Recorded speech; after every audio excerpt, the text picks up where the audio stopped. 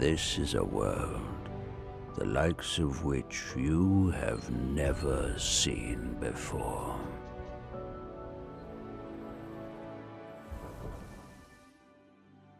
Hello everybody, this is Easy Rocker and welcome to my video. Today I want to talk to you guys about the new MMORPG Swords of Legends, which is launching in the West in the summer of 2021.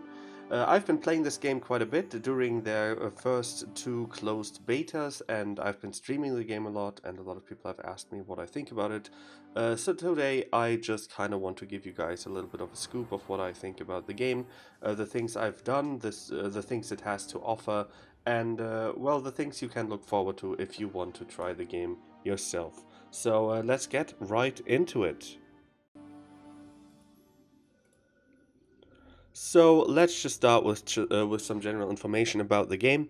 The game has already been launched in China and has been running there for about 3 years as a sub-fee game, or much more specifically as a game where you can buy game time. Apparently in China you buy about 100 hours of game time for about 10 euros, if I know this, if I heard this correctly.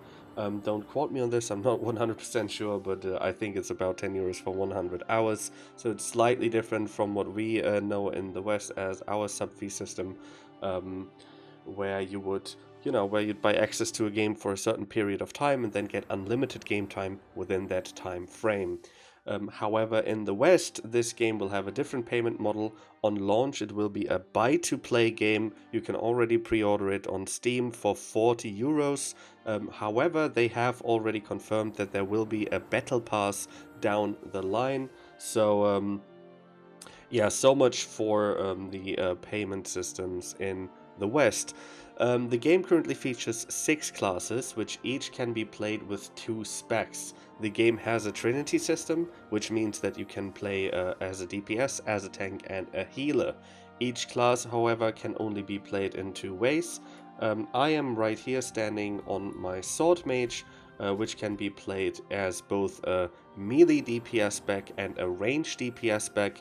Many other classes can be played as a range DPS spec and a healer, or maybe a melee DPS spec and a tank. And as you can see, you can just switch between those two. Switching these builds doesn't cost anything. Once you hit max level, you just have these unlocked and you can play whichever you want. Of course, they come with completely different skills and are very different in playstyle. So yeah, so no class is super bound to just one thing. Usually you can play multiple builds on the same character, which I think is kind of nice. And this already brings us into the next chapter of the video, which is of course combat. Most people have asked me how I like the combat, and this generally seems to be the first thing people are interested about. So the game gives you the choice between a tap target or action combat system. I would mostly compare it to maybe a mix of Guild Wars 2 and Black Desert Online, which have somewhat similar combat systems, but of course not exactly the same. But as both of these games are basically known for having a pretty good combat system, I think that already says a lot about how fluent and pretty good this combat actually feels. I will showcase you guys the combat system real quick on my Sword Artist, which is the Spell Swords ranged DPS spec. Because what I like about this combat is that, unlike in most other games, it does not have a GCD. That, of course, I think is the first big factor. No GCD, and it is much more resource driven than most other games. Most other games, let's say, let's just go with the Guild Wars 2 example here. Because I'm a little bit more knowledgeable when it comes to Guild Wars 2 than I am with Black Desert Online. Most of the combat there is cooldown driven, which means you want to line up certain buffs, certain skill effects on top of each other in order to get the best bursts out that you can. So it's all about cooldown management and some resource management, not as much anymore. There's a bit of a trend, I think, in MMOs where they try to reduce resource-driven combat. but that's not really part of this video. Anyway, what does resource-driven combat mean? It means that you have, well, as the name suggests, you have multiple different resources that your skills use, and the combat is all about managing these in order to get as many skills as you can. I will just use this class as an example because I think it actually shows off the combat really well. So you can see my first resource down here is called Chi. This Chi gets used by my skill Concussion Sword, which you can see I can shoot at this stake over here, and you can see this Concussion Sword skill leaves behind these little swords, these little phantom swords on the ground. And you can see down here that every time I spawn a new Concussion Sword, this counter goes up, and I can keep track of how many Shadow Swords, as they're called, I have already spawned. These don't last forever, they go away after a while, so you can see how I have basically a bit of a window of how many of these I can have on the field at the same time. I'll activate my passive buff here, which will spawn up to 4 extra swords for me over time. But yeah, basically this skill that costs Chi will summon concussion swords, shadow swords, and you can already see how some resources play into each other here. The more chi I spend, the more shadow swords I can spawn. The next ability that these are useful for is called the Shadow Sword Focus, which when I activate it will take all of these spawned swords and make them impale my target like this for one big burst spike. The more swords I have summoned, the more damage I do. So you can see the more chi I spend, the more shadow swords I can spawn, and you can see it actually costs me quite a bit of chi. I can't do this indefinitely. I immediately lose chi, and I have kind of a cap on how many of these I can spawn at a time. How do I recover chi though? And this is where it kind of gets interesting. I have another skill here called Crane Talons, and each Crane Talon use gives me one of these stacks down here, and the more stacks I have, the more chi this skill will actually replenish as I use it. As you can see, this skill has multiple stacks. It's a bit like a mantra in Guild Wars 2, where you can have up to 3 stacks at the same time. So if I have the maximum amount of stacks, I can just use this skill 3 times in a row, and if I don't, then I have to wait for each stack to replenish. Each concussion sword usage will reduce the cooldown of this by a portion, so you can already see that these skills are very symbiotic to each other. Basically, I want to be using a lot of concussion swords to spawn a lot of shadow swords, and as this will cost me chi, I have to use the Crane Talon skill in succession with concussion swords in order to replenish chi and summon more swords. And as you can see, once I start using these two skills a bit more in succession, I can summon extra swords as I will get extra chi, which will lead to bigger bursts whenever I plan to actually use all these swords. And that is already sort of the bread and butter rotation for this particular spec. There is another skill here called Cloud Dragon Strike. You may see there are some very visual nice swords here on the UI. I can use this Cloud Dragon Strike ability to basically summon these swords into real life and then shoot them in form of an AoE. This is a channel ability that the longer I channel it uses more swords. So I could just quickly tab it and it only uses one sword and does less AoE damage, or I could of course hold it down, and you see now it only used 4 out of 5 swords, so there's one sword missing here.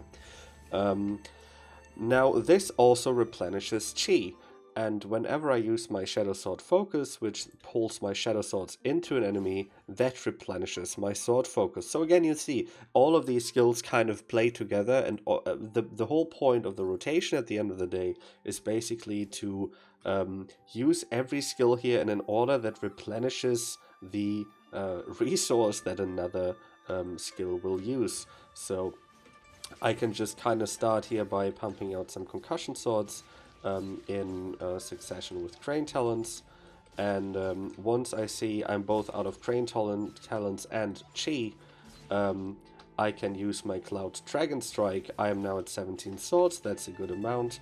It replenishes my sword intent. I can use another Cloud Dragon Strike, and I can start pumping out more of these Shadow Swords, and so on.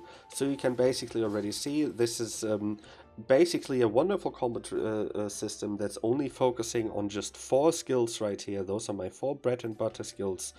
If I chose to play this in action combat, then those would be on then those would be on my left and right click, right?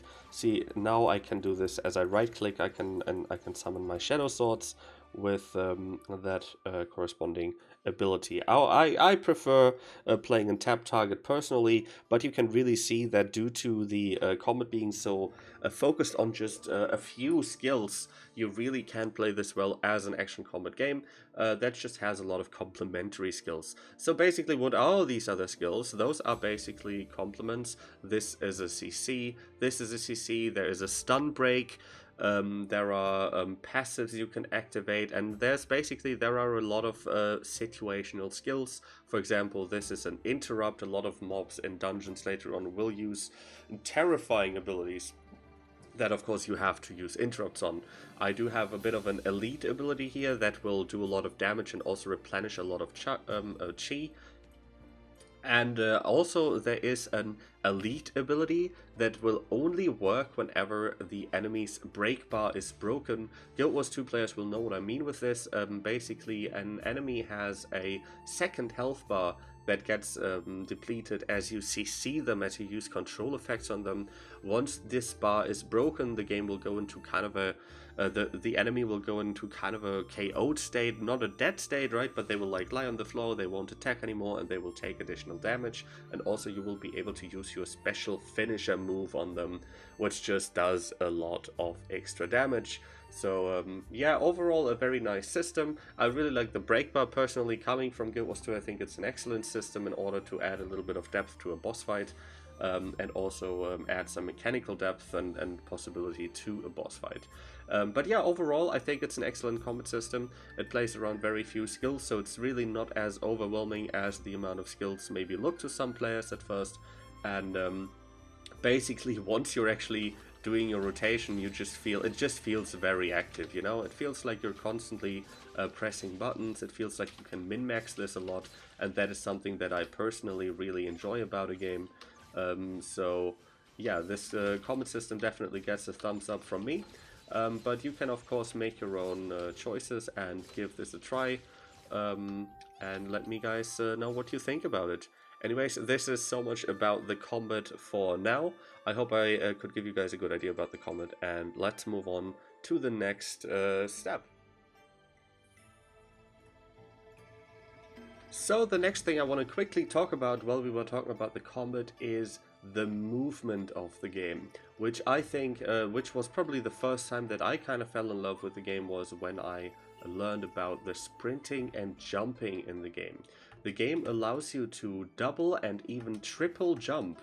The sprint that you have is incredibly fast, and I just think this is something you absolutely have to highlight in the game.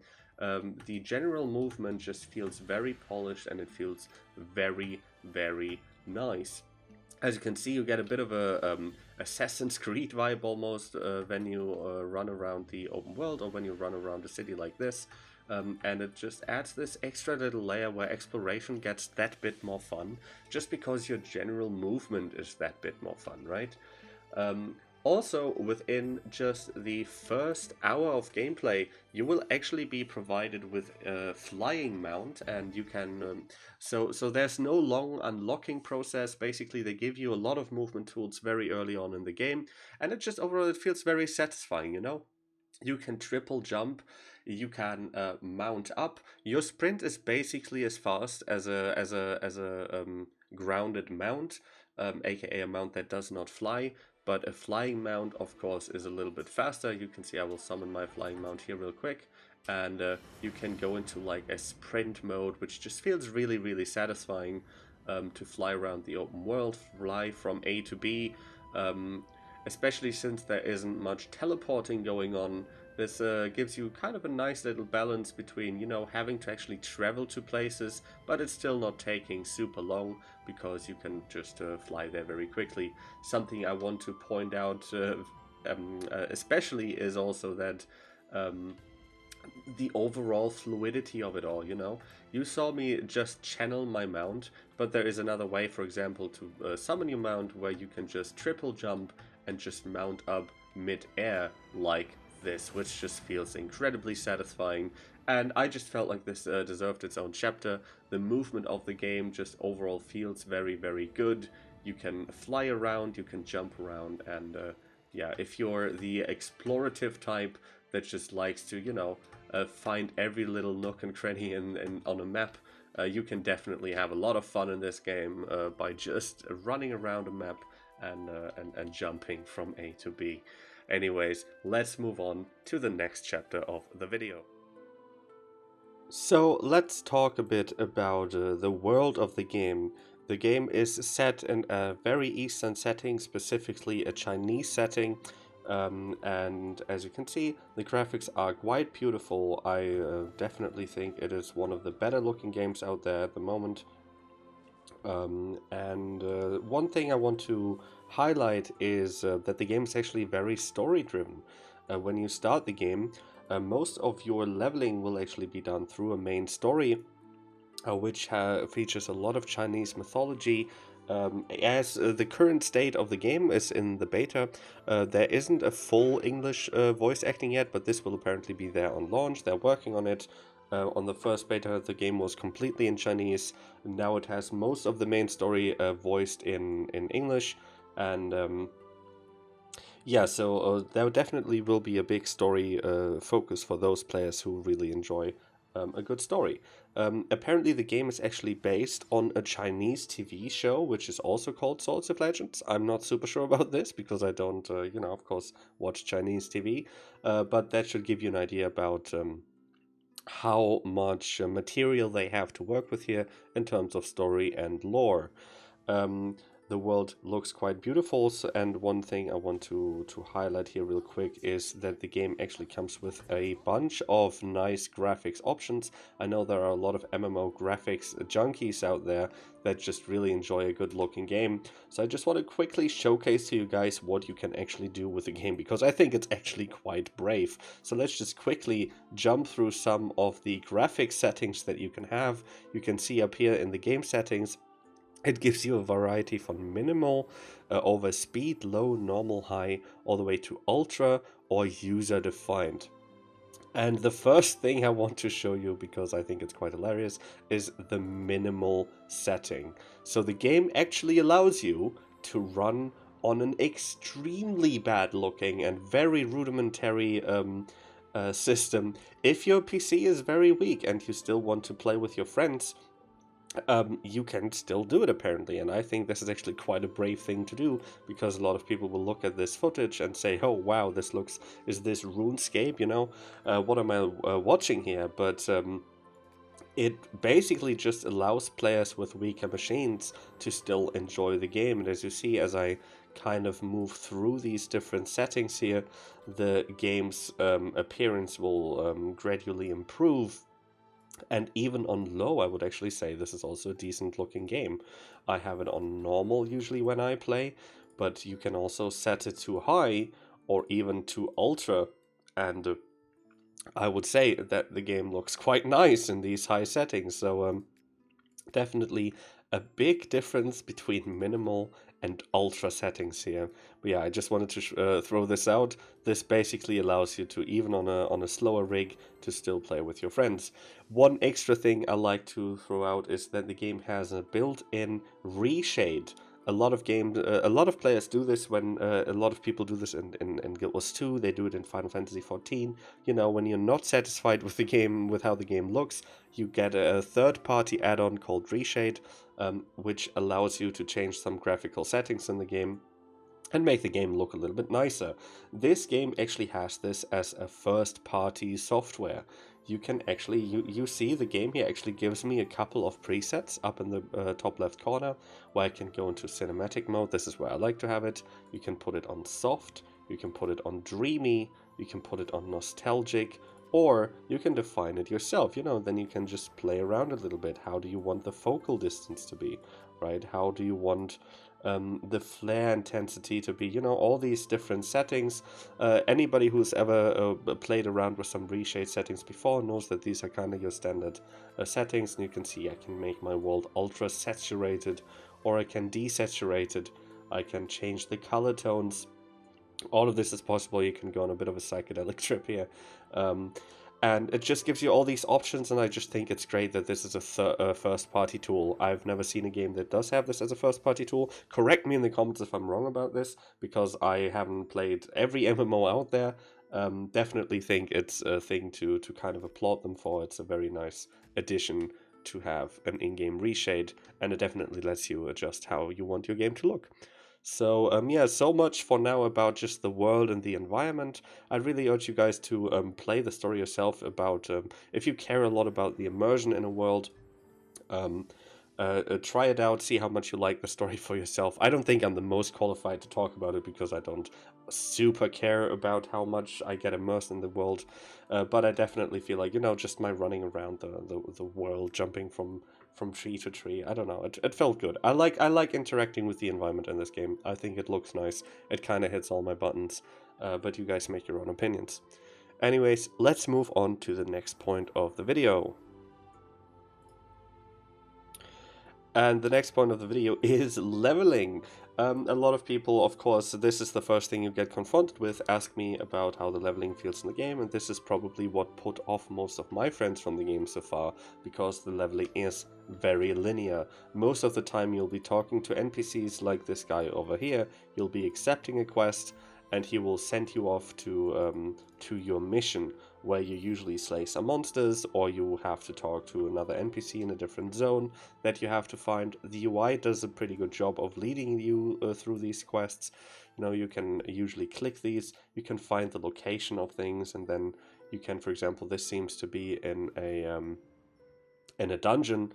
You know, then you just go on and you do your quest, right? And that's basically how it works, right? There are a lot of little cutscenes in the story, and overall, I would say I don't hate it as much as I've heard friends of mine dislike it. I don't think it is at all innovative in any way. I think this is very much standard classical MMO questing, but I don't hate it. I think the kind of the fluidity of the movement, the way how you jump from A to B, you know, the way you go from one NPC to another, kind of makes it fun to me, you know. It's definitely different than Guild Wars 2, where, you know, where you'd go and do a hard quest, and it feels a little bit more immersive.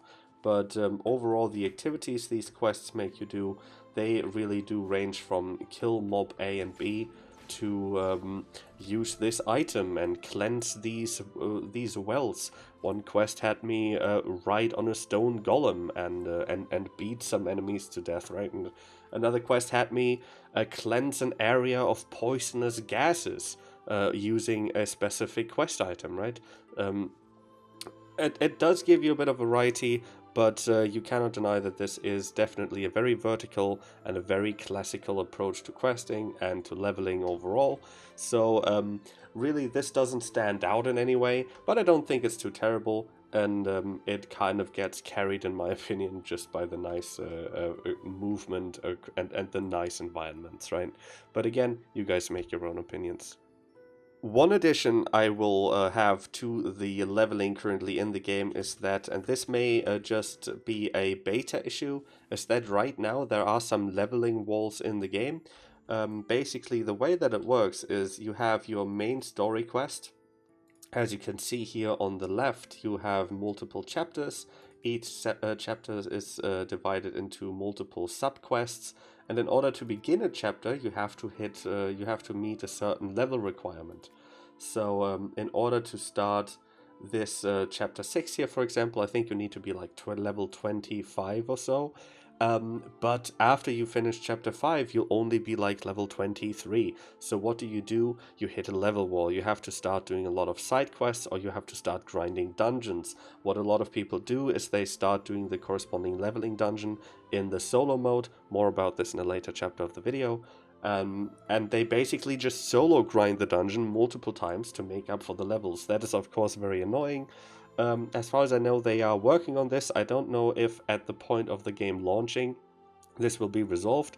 One thing I can tell you is that there are a lot of dungeons in this game that are currently disabled, that I assume, as they are in kind of low-level zones, that, for example, this guy over here, if they are enabled during the actual leveling, they will probably fill these XP gaps, and maybe this won't be an issue at all at launch, but I just thought I would mention it because I do think this is something that you come across in the game as you level up during the beta, and I definitely think it's a negative that is worthy of being pointed out.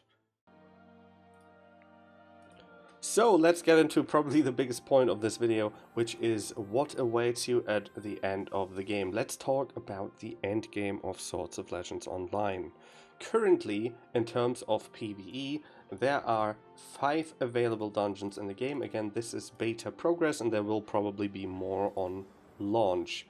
Each of these dungeons has 3 different difficulty settings. At the moment, you have the drill mode.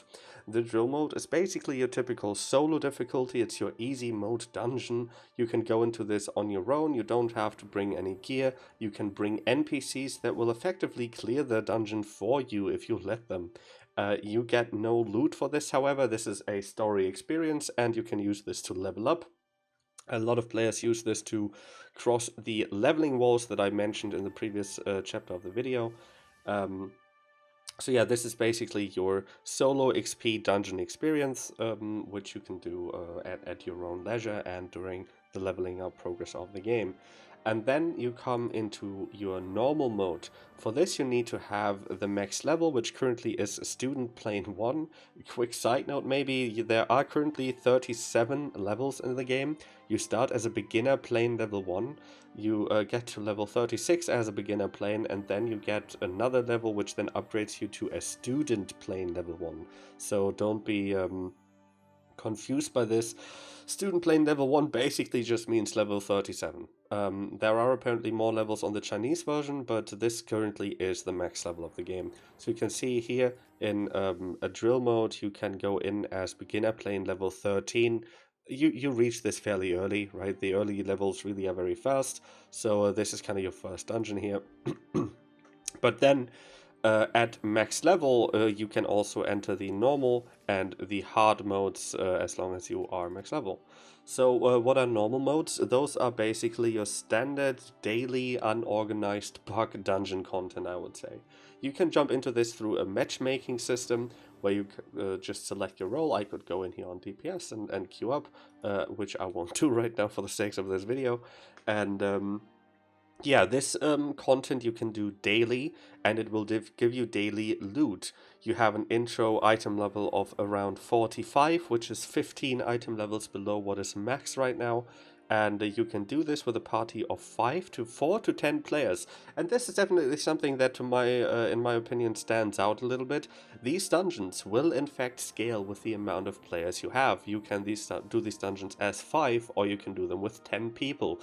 So if you have your standard group of 5 people and another friend logs on and he asks if he can join, he can. It easily works, right? The only little thing there maybe is that you may want to have more healers. Maybe now your healers won't be able to hit everybody. I believe that healers can only hit 5 people, including themselves, within their own party. The party, so the 6th person will kind of get hit by less heals, so that is something to look out for, but in general these dungeons do scale, and it works quite nicely. I have done these dungeons in constellations of 5, I've done them with 10 people, and I've done them with 7 people. All of them work just fine. These normal mode dungeons really aren't scaled to the point where they are super difficult. Bosses will soak a lot of damage, but overall it is not something to be terrified of. So what do you get for doing these? You get your daily item level 50 chest. Matter of fact, I actually think I have some here in my inventory. And these chests, as you open them, will give you a piece of gear for your class. This gear is always catered to your own class, and I believe that it actually looks at the gear you are currently equipping. Of course, I am in full item level 60 gear, so it basically gives me random loot. But while I was gearing my class, I never got any dupes. I never got any gear that I already had. I believe the game actually does look at your currently equipped gear, and it looks at the gear that you can do better on, basically. So if I had full level 60 gear on and only one item level 40 piece, then this would probably give me that item level 40 piece as an item level 50 equivalent, basically, right? I hope you all understood what I was just saying, but yeah, so I'm pretty sure this loot system is very fair. It tries to hook you up with items that you can actually use, and it just feels rewarding. You know, you can't have that scenario where in Final Fantasy, for example, you pug for multiple hours to get that one clear of a 2-chest raid boss, and then all it drops is the item you already had, right? You will always get an item that you can actually use. Apparently some of these are tradable, and some of them are character bound. I'm not super sure how this works exactly. I just noticed that I can sell some of them and others I can't. Just a little side note on the loot. So this is basically your normal mode dungeon, your daily activity. You can do each of these daily, even if you're fully geared. They give you some upgrade materials that are quite nice to have, so definitely some stuff to do on a daily basis if you so want. So finally we have the hard mode dungeons, and this is of course where my old elitist PvE hard starts jumping. I really enjoyed these. These are dungeons for your organized and fully geared puck group. You really want to go in here with a minimum of item level 50, so you can already see there's a bit of a gear treadmill here. You want to use your normal modes in order to get item level 50 gear, and you use that item level 50 gear to then go into hard modes, where you can then drop item level 60 gear, which is the current maximum item level.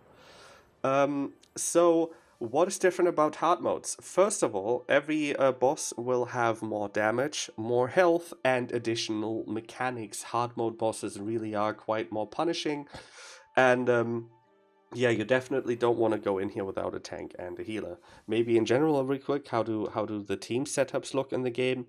In a group of, you always run one tank in these dungeons, and 1 to 2 healers depending on your party size. If you run with a 5-man group, you will run 1 tank and 1 healer. If you run with a 10-man group, you will run 1 tank and either 2 healers, or if you're super triad, I've seen some groups do this already, you can also get away with 1 healer apparently when you are geared. However, 2 healers are probably recommended.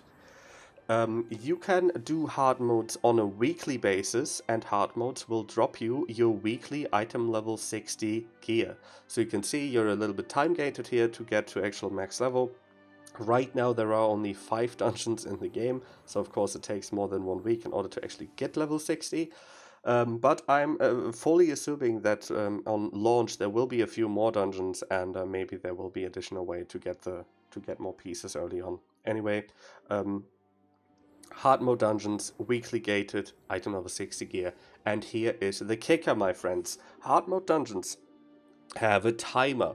If you beat the hard mode dungeon within that timer, there will be an additional hidden hard mode boss. And that additional hidden hard mode boss actually has mechanics that are much more comparable to a raid boss. That hard mode boss really won't be even comparable to the previous hard mode normal bosses anymore. This secret boss will usually they will spam you with a lot of AoEs. They'll be much more like a raid boss. I would probably compare them in difficulty mostly to maybe an extreme trial in Final Fantasy. I don't think they're like fully raid bosses yet, but they definitely require a lot more coordination, especially when you don't have full gear yet. One thing I will say is that once you get to maximum item level, once you have a full group of item level 60 geared players, these get a lot easier. But definitely while we were exploring them, they gave us that proper progression feeling already, kind of like you get from a raid boss. Maybe what you would mostly compare them to is maybe a Fractal CM in Guild Wars 2, if you're familiar with that concept. They really are a lot like a Fractal Challenge mode, these bosses. And then there is the final setting, which is the extreme mode, which we don't really currently know what it does. At least I do not. It will probably be out on launch, I believe, but it's not currently part of the beta. It definitely makes me very excited to see that this hard mode is getting topped by another difficulty setting, because I definitely had a lot of fun in the hard modes, and really I think it's the hard dungeons that kind of sold me on the game. But the fact that there will be another extreme mode after this, that definitely gets me sold. So very much looking forward to what these will look like, and I hope you guys are too.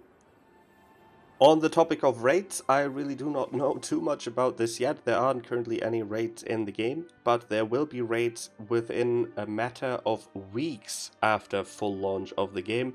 This is what the community managers of the game said in a community stream.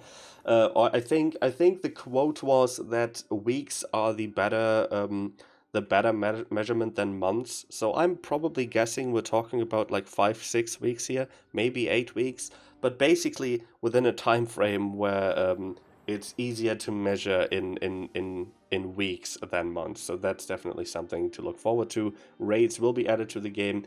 As far as I know, what changes about raids is that you will want to use 2 tanks and 2 healers in raids. But I don't know any about this. I just watched some. I saw some Chinese footage which looked really fun, but really nothing in depth I can say about this yet, other than this will be added after launch and there will be raids in the game. And I heard some rumors that apparently in China the game gets quite frequent raid updates, which definitely is exciting. But yeah, let me know, guys. Let me know in the comments if you have any more info about this. I heard rumors that there were like monthly raid releases in China, but I really don't know anything about this, and this really isn't confirmed either. So yeah, let me know if you guys know anything about this. I'd definitely be interested to hear about how many raids the Chinese version gets. And I'm looking forward to the race in this game. So I just want to quickly mention PvP. I'm not a big PvP player, so I haven't really tested this too in depth, but I want to quickly mention what the game seems to offer to you guys. Quick disclaimer here right away. I won't go into detail on any of this. There are much better qualified content creators than myself that I'm sure will be happy to give you a lot of in-depth info about the PvP in the game. I just want to quickly brush over all the different PvP modes that the game has. Just basically to show you guys that it exists, right? So first of all, there is an alliance PvP system. You can choose your alliance. 1 out of 2, and then you can enter this map over here called the Valley of Echoing Blades. And you can see this is divided into 2 halves, 1 half for each faction. And basically what you do is you kind of meet in the middle here. There are a lot of PvE objectives, and you kind of fight over them with the other faction. I'm not sure to what extent this goes. I believe there are like events where you want to escort a golem from the enemy base to yours or something. You can definitely see there are some PvE elements on this game. How exactly this will play out, I'm not sure, but I wanted to show you guys that this exists. Also, you can actually activate your faction in the open world, and once you go into faction mode, which I can't actually do here because I'm on the faction PvP map. But you can, in the open world, in the regular PvE open world, you can go into faction mode, and then you will see other players that are also in faction mode, and you will see whether they're of the opposite faction, and if they are, then you can attack them without penalty. This, as far as I know, doesn't come with any advantages. I think maybe you get like a currency for it a little bit, but it's not like maybe a New World, which is very much balanced around open world PvP. I think they mostly just want to give you the option to do open world PvP and have this kind of faction affiliation feeling.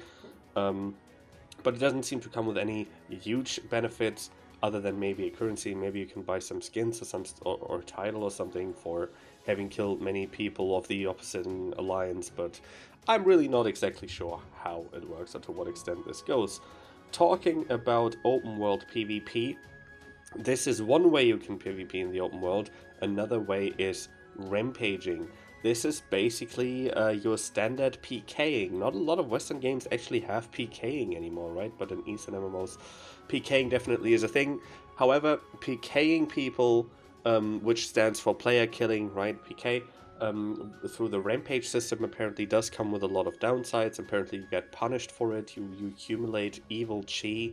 I'm not sure exactly how this works, I'm not big on PvP or PKing, but yeah, you can kill people. If you, let's just say you just don't like somebody, you know, insulted you or something, you can go into rampage mode and you could technically kill them right there, or at least attack them right there, but you will have to bear the consequences. If you are, however, just chilling with a friend and you just want to see who has the bigger item level, you can challenge them to a duel. And, you know, basically anywhere you are, you can just, you know, while you're waiting for a dungeon queue, you can just challenge your friend for a duel and fight then and there. There is, of course, also structured PvP. You can see up here there is a whole game mode dedicated to tactical PvP. I haven't done much of this. I believe there are multiple game modes to this. The only one that I've myself done was like a 3v3 deathmatch setup, but I really think there are more modes to this. But yeah, really, I think this is actually where I'm at, kind of at the end of my knowledge about PvP. Go check out other content creators that cover PvP. There are a lot of great streamers on Twitch that do PvP, and the combat definitely allows for this to have a very fun PvP. I spent like one night just dueling people on this map, just having fun. I'm talking about what skills we have, and it was really fun. I definitely had fun. I thought the combat made it pretty fun, but you guys, again, form your own opinions on this. So what else is then endgame? Let's say you're not a big raider, you're not a PvPer, you don't care about the hardcore endgame. Let's say you're more of a casual player who just wants to have some fun with friends. What is then the game for you? Well, I have good news, my friends. The game seems to have an entire setting dedicated to what they call leisure and fun. This is about, as they say here, storyline and Leisureland. And really, I must say that I only dabbled in these a little bit during the beta, but it really is quite crazy. They have myriads of like tiny little activities. They have an in-game card game. They have arcade mini games. They have in-game playable instruments. They have collectibles. They have lore books. There are treasure hunts. There is fishing. There is a whole section of short stories called biographies. All of these right here are basically like little side stories that you can play through, where you can interact with NPCs and just have like little dramatic stories. And you can see I really didn't play many of them, but there are just so many of them, so many little stories to play through. So if you're a lore-driven, story-driven player, the main story just wasn't enough. Well, you have all of these biographies that you can explore, and all of these, I believe, are just beautiful stories that you know, will warm your heart a little bit. There is an entire place called Leisureland. I'm not sure how I can even open it, honestly. There's the collectibles. Let me just kind of just quickly throw you guys through the sheer amount of collectibles there are in the game, that you can yeah, it's just crazy, isn't it? Like, look how few of them I have, and how many of them there are, right? Like, this gives you a rough idea. There's a lot of them, a lot. There are achievements. You have like a prestige system for different factions that you can, or different activities that you can do. You can select avatars, like which really don't have much point other than I think they're displayed in your party overview. But you can collect all of these avatars. Really, if you're like the collectionist, completionist type, I think you can definitely spend a long time in this game. These are just the cards for the in-game card game. Yeah, there really is a ton. There's like an arcade mini game area that looked like a ton of fun, but yeah, and as you can see, I'm in a little fun home instance kind of area. There are like little jumping puzzles in here that you can do. It has a lot. There's a treasure map system. You can get treasure maps, and I'm not sure what to compare it to. You just like you have to find where they are, and they're really quite well hidden. I did one of them, and I actually had to go into a house in a city, and it was just like a little book that was on top of a shelf. it was difficult to find. Honestly, I struggled finding it. So I'm sure if you're into this kind of stuff, there's a lot of it in this game, and you can definitely have a lot of fun with it. So that's all I have for you about leisure and fun. Uh, you know, if you think I missed something, if you say there's something in here I absolutely have to mention, let me know in the comments. I've only have that rather short experience in the beta where I absolutely had to set my priorities. My priorities were on figuring out how the currencies work, the gear, and all that stuff. Which, by the way, if you're interested in this, do you think this is a video that you would like to see about the currencies? Let me know in the comments. Anyway, I'll move on to the next point, which will be currencies, bounties, and dailies. So this brings us to the next topic, which is currencies, bounties, and dailies. So I just want to focus on the ones that I found you really, the game does push you to do on a daily basis, the ones that give you specific rewards, or that you really want to use for your kind of end game progress in the game. The ones I found noteworthy. I'm not sure if there are more systems than this, but these are definitely ones that there is a focus on. So what am I talking about? I am talking about, first of all, Ruvians, tokens, and Blue Lotus nodes. Those two currencies you can definitely use for a lot of stuff later on. So there is there's like, it's called the Ruvian bounty system, I believe. And as you can see on this map, there are a lot of these orange and red icons. And these are bounties. And there are different scales of them. You have a small bounty, which is a single player boss. You have a medium-sized bounty, which is for a small group. And then right here, you have one big bounty per map, which is intended for an even bigger group. You have a bunch of dailies on them. If they have this little effect around them, that means this is your current daily bounty. So you get special rewards if you defeat this particular one. I will just quickly showcase what it looks like to beat one of those. This is a kind of low level area which features lower level bounties, so I'll be able to kill this guy quite easily. However, where is he? I am right on top of him, but I can find him. What you actually have to do is through a quest you unlock an item called the Akabane Banner. So using this Akabane Banner in the open world on top of one of your bounties will actually place you inside of a little instance right next to said bounty boss. It still feels like I am in the open world, but I am in fact not. No other players are shown anymore, and none of the other mobs are shown. Only the boss that I am intending to fight is still here. So let's just go ahead. That should be quite of an easy boss because he is fairly low level. As you can see, I'm shredding him quite easily. And you can do a lot of these, right? You can do these very all over the place. You can do these once a day, and they give you this currency called Ruvia tokens that you can then use to buy weapon upgrades and gear upgrades. These kind of play into each other. You can only buy upgrades for certain items with Ruvia tokens, and then you can use Blue Lotus nodes for other items. Let's talk about Blue Lotus nodes. How do you get them? It's a rather similar system to the Ruvian tokens, but not quite the same. You get another item called the Underworld Lantern. And when you use the Underworld Lantern in the open world, again, it changes you in a different instance of the open world.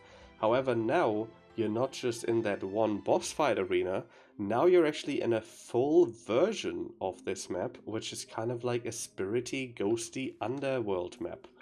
And as you can see, this world is haunted by different ghosts and monsters, which you can go around and find and challenge and defeat. So you can see I'm flying towards the closest monster in my area. And I will challenge that guy real quick. Again, this is a fairly low level area, so it shouldn't take too long. And you can see there's another player here. These instances are shared. The Ruvia bounty instance actually isn't shared. That one is only shared with teammates. Teammates can enter the same instance as you. But this instance, the ghost instances, they are shared by all players. and you can help each other. You can do like trains, like champion trains, and yeah, and you can see this boss leaves behind a soul, which I can then collect with this little lamp item here, and then I get his remnant soul, and as you can see here, I get soul liberation points. Again, a lot of these are daily. There are a lot of daily quests that are centered around defeating particular ones. And again, there are usually world bosses of these. I don't think there's a world boss on this map right now, but there are also world boss versions of them. You can see again, they have like little red dots to indicate the difficulty. This guy is a 2 out of 3. The guy that I just thought was a 1 out of 3, and that kind of just shows you how many people you should bring if you want to fight these guys. And as you can also see, they have a little timer, so they actually respawn after a while.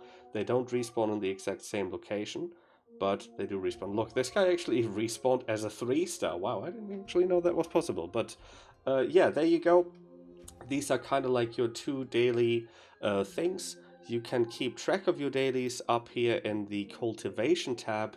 In the daily cultivation tab, you see your daily events. There are a lot of them, and I really encourage you guys to do them daily, because all of these currencies are used for very, very strong item upgrades that you can buy in Cloud Rise. If you're interested in weapon upgrades and how to get them, what currencies to focus on, etc. on launch, let me know in the comments, and I may actually make a video on it. I noticed that there are a lot of different currencies and a lot of different systems for endgame progression.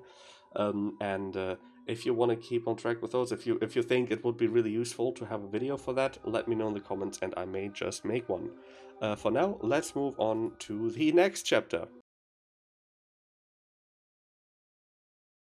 Alright guys, let's address the elephant in the room, the thing that almost everybody who asks about this game is in fact asking about, and that is that the publisher of this game is in fact Gameforge, a publisher that is known to drive games towards being pay to win, which of course is a business practice that nobody is all that fond of in the MMO genre. So, is Swords of Legends pay to win? And the simple answer is no. Right now, the game is not pay to win. There is a cosmetic store that is really purely cosmetic. There are no upgrades in here. There are only mounts, hairstyles. Admittedly, you know, like some of the hairstyles are a bit better than what the game in general gives you, but that's pretty much the nature of most MTX stores, right? It will give you a lot of cool skins, and well, that's how you can spend your money. One nice thing I want to point out about it is it seems that these the weapon skins you buy come in sets, and generally your purchases will be account wide, meaning that if you buy an outfit for a female character, you can use that across all your female characters on all of your on that one account. The only limitation to this is the gender lock. That means that if you buy a female outfit, that does not translate to a male outfit, apparently. I actually haven't tried this myself, but this is what I could gather in the community. But what it does mean, for example, is that if I buy this light illumination sword skin, I can use the similar skin of the similar set on all other classes. I can now use the same skin on a Reaper, and it will be, but of course it will be a scythe, it won't be a sword, it will be a scythe, but of the same skin set, right? It will have the same effects going on and the same color scheme. So I think that's a pretty fair, honestly. I don't think, you know, I mean, other games do have that, also have a wardrobe system will let you do this, but I can't think of another game that will let you buy one weapon, a skin for one weapon, and then give you all the other weapons as a set bonus on top of it, right? So I think that's pretty fair. So that's just something I wanted to throw out real quick. But in general, I really kind of looked through all of this, and there is some housing items in here, but there are no pay-to-win items or anything like this. That said, of course, there not being any pay to win in the game right now doesn't mean that there will never be, right? I believe that is actually the course that the Gameforge did take other games before. They add other pay to win elements over time, and well, the invested players, you know, get tempted to fall for it. And I think this absolutely is a danger for to happen in Swords of Legends as well, right? Absolutely. The game is confirmed to get a battle pass at some point, and battle passes are systems that absolutely can be used for pay-to-win elements. Now, that doesn't mean they have to be. Battle passes in general, I don't think, are actually a terrible payment model, but they definitely hold that opportunity. And I think that right now they're probably very much looking at how much they have to resort to such measures. I think if the game will be a big success, um, and a lot of people will play it and be happy with the way it is now, then they may just never go pay to win, right? It may just carry itself the way it is right now. One factor that makes me think that maybe they won't have to resort to pay to win actions is that the game can. Currently in China has been running with basically a sub fee system for multiple years already without resorting to pay to win. In China, the game actually prizes itself for being pretty much the only non-pay to win game, and that seems to be one of its big appeals that works in China. So if it works on the Eastern market, why would you do why would you do the thing that would probably work on the Eastern market but not as well on the Western market? Why would you not do it on the Eastern market and then do it on the Western market? That's kind of what I think. Also, I think we're just kind of the secondary market of the game in the first place. This game probably carries its content creation through the subs fee in China. Um, they are not 100% dependent on their income on the Western market to fund their game. So maybe they are less desperate for income. Maybe they will let us get away with it. The truth is, you can't tell right now. The content managers of this game, the community managers of this game, have said multiple times that they do not plan to make this game pay to win. But I don't believe they can even say themselves right now, right? Definitely, the game developers have said multiple times that they have a very strict anti-pay-to-win stance, and they do not want to add pay-to-win elements to the game. I have not seen any systems in the game that are designed to be bypassed through Cashstore purchases. This is another thing that a lot of games do, is they will design kind of they will design their inventory so that you're pushed to buy more bag slots. They'll design their build template systems to be less accessible so that you could buy more accessibility through the gem store, through the cash store. Sorry, I slept up there for a second. Um, you A lot of games really do this, but I haven't seen any systems in this game that actually urge you to use the cash store for anything. It's really purely cosmetic. It is not pay for convenience, and it is not pay for accessibility. It is purely pay for a few more cosmetic items that you can have. And I'm gonna just go ahead and say that I don't think that is so bad. I think that's all right. That's a perfectly good implementation of a cash store so far, that I have no problem with. I will say this. I really dread that the game will go pay to win at some point, and if it does, then I will be perfectly happy to stop playing the game right there and go play other games again. And until that happens, I'm happy with what they have so far. I don't think there is any immediate danger of this going pay to win, and I think there is at least a good year of gameplay to be done before we really have to worry about pay to win being implemented. We'll probably just have to see how well the game does and how well it carries itself financially in the West. So that's all I have to say on the topic right now. Not pay to win by all means. What the future holds, who can tell? But for now, I think the cash store monetization here really isn't so bad. And that brings us to the final part of this video, which is the conclusion and some final thoughts. If what you're looking for is the next big innovation of the MMO genre, then I think it is fair to say that Swords of Legends probably isn't what you're looking for. However, if you're looking for a solid theme park MMO, if you're looking for the classic MMO experience, then Sword of Legends really does a lot of things right. the combat is interactive and fun, the content is engaging, the world is absolutely beautiful, and the game offers a lot of content to most types of players. Over the course of the first 2 betas, I've spent about 80 hours in the game, and I must say I had an absolute blast. The game hit all the right spots for me as an enjoyer of theme park MMOs, and I can definitely see myself playing this for a long time after it comes out.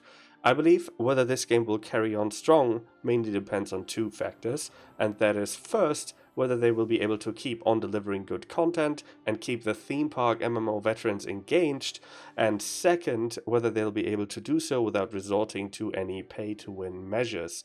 In regards to the first point, the fact that the game has been released in China for multiple years already and has lots of content there that will not be in the Western version on the day of launch makes me fairly positive that the stable addition of content in the future is assured and that we won't see any content droughts in the near future. So all that is left to do for us is to fold our hands and pray that the developers will be able to stay true to their non-pay-to-win policy and that Gameforge won't fuck this one up for us.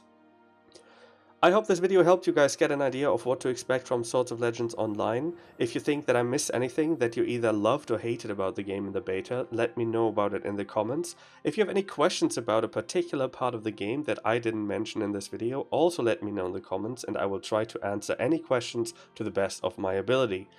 That is all from me for now. I wish you all a great day and hopefully I'll see some of you guys on launch. Until then, take it easy.